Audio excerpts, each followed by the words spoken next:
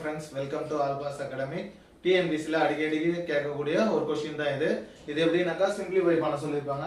ரூட்டுக்குள்ள 3 ன்னு வந்துச்சுனாக்கா அதோட வேல்யூ கண்டுபிடி சொல்லிருப்பாங்க. இது ரொம்ப சிம்பிள் தான். இங்க பாருங்க.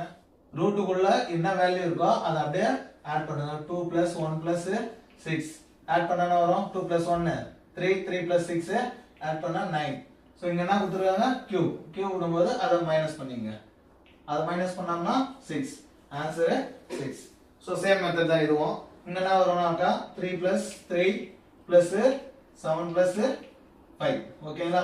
3 + 3 6 6 + 7 ஆட் பண்ணாக்கா 13 13 + 5 18.